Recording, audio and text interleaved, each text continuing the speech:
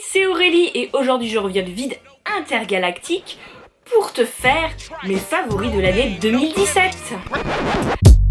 Two trailer park girls go round the outside, round the outside, round the outside.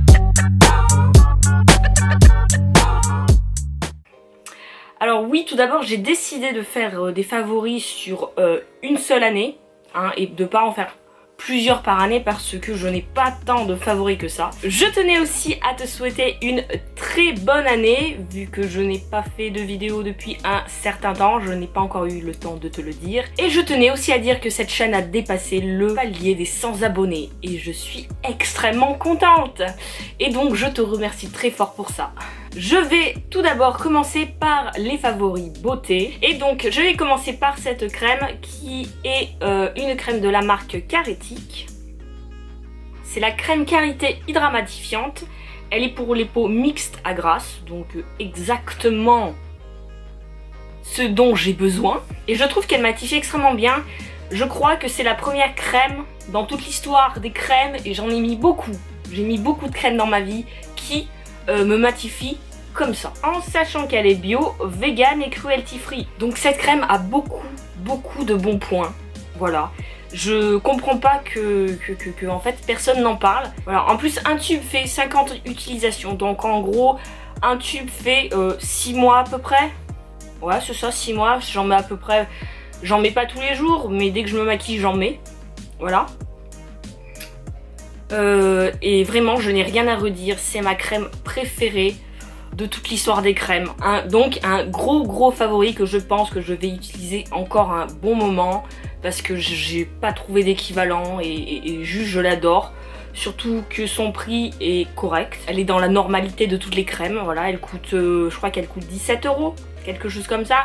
Mais tu l'utilises 6 mois donc franchement c'est un bon rapport qualité-prix. Voilà, donc gros favori. Pour continuer dans la beauté, je vais parler de maquillage et je vais parler que de NYX en fait. Parce que NYX est venu s'installer à Grenoble il n'y a pas si longtemps que ça. Et donc j'ai dépensé mes petits sous là-bas. Voilà. Mais j'avais bien commencé avant parce que je ne sais plus quand cette année, je suis allée à La Part-Dieu à Lyon et il y a NYX.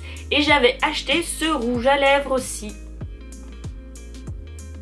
Donc c'est un rouge à lèvres liquide qui est violet, enfin mauve je dirais plutôt. Ce qui est bien c'est qu'il est cruelty free celui-là, c'est un des liquides Suède et vraiment j'adore juste la couleur. C'est exactement le mauve que je cherchais, je vais te le swatcher.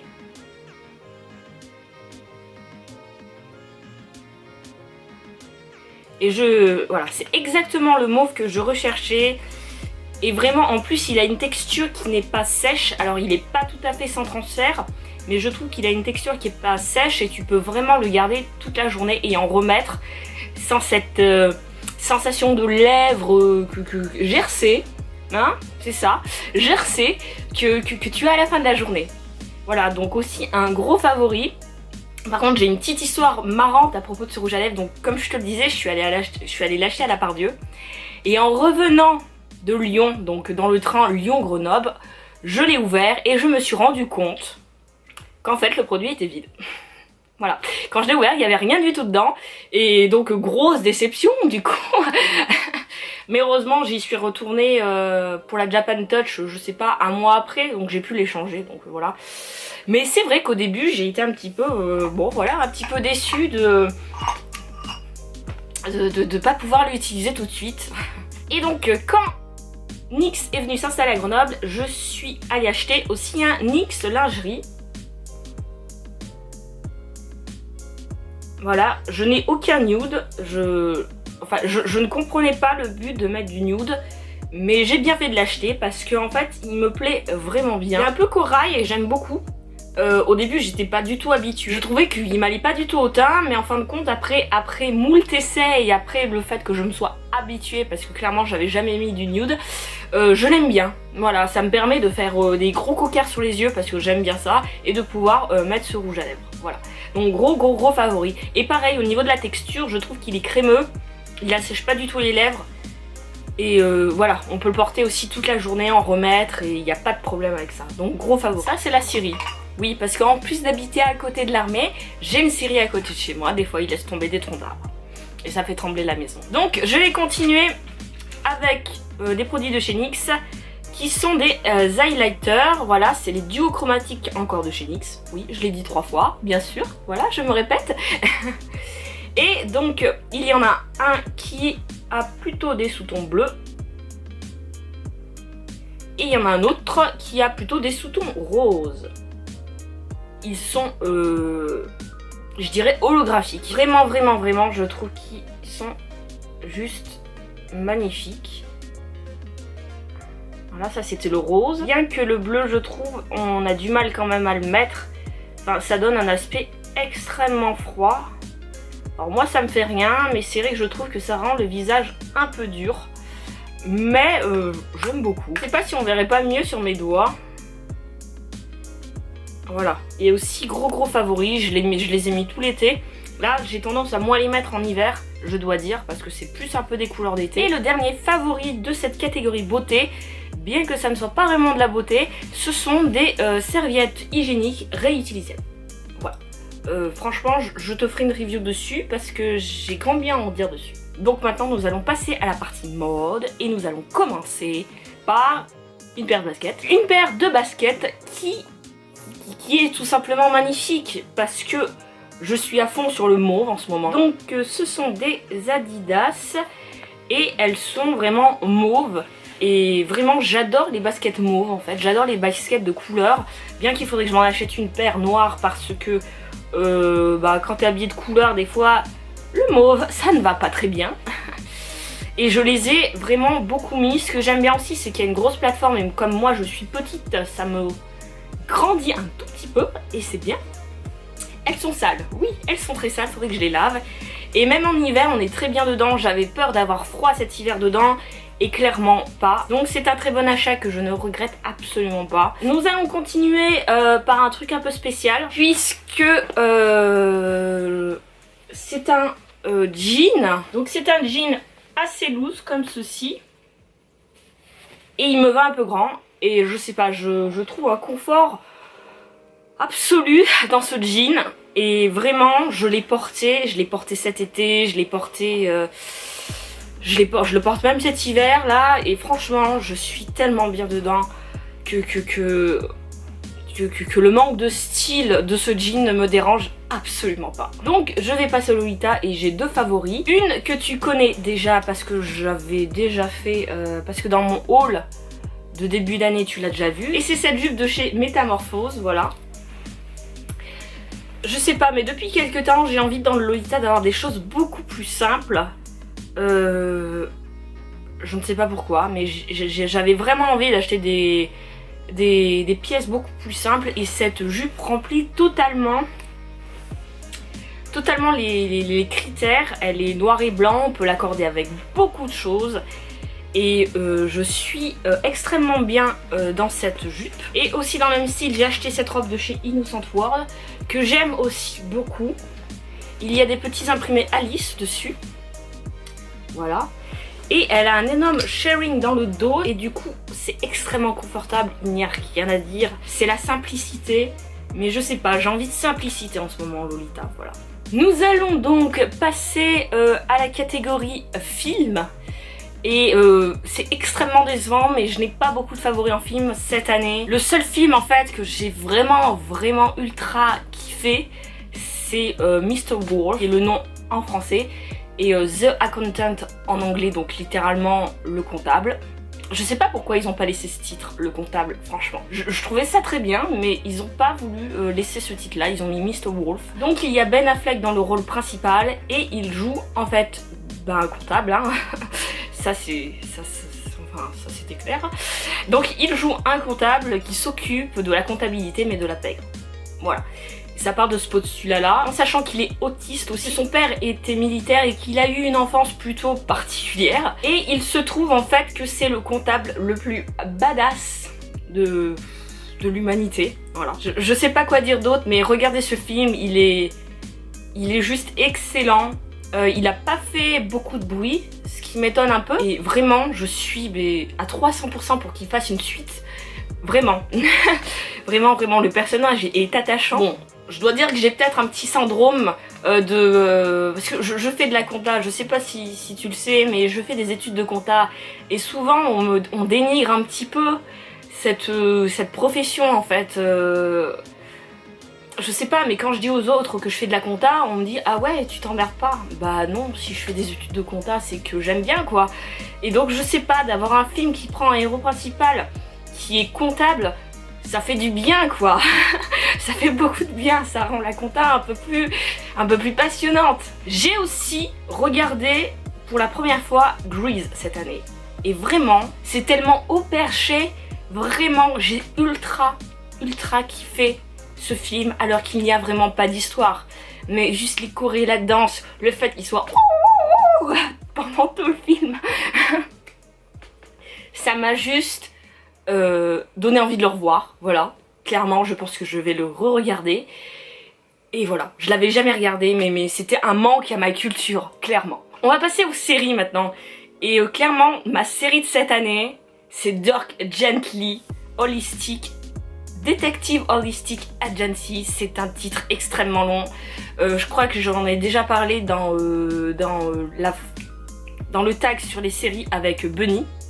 Voilà, mais clairement, c'est une série... mais elle est juste géniale. Bon, je vais continuer malgré que la luminosité ne soit pas du tout là. Voilà.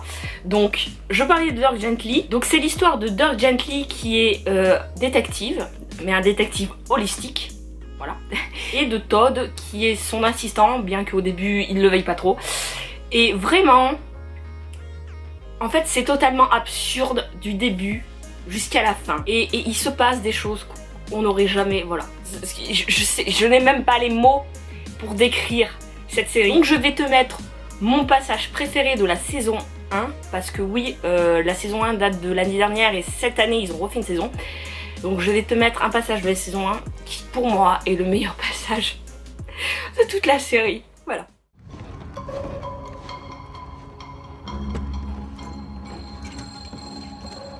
Est-ce que c'est la femme? Je la connais pas. Ok, mais c'est bien une femme. Mais enfin, de quoi tu parles? Mets-toi à genoux. Donnez-moi le chien. Ou je la bute. Donnez-nous-la, elle!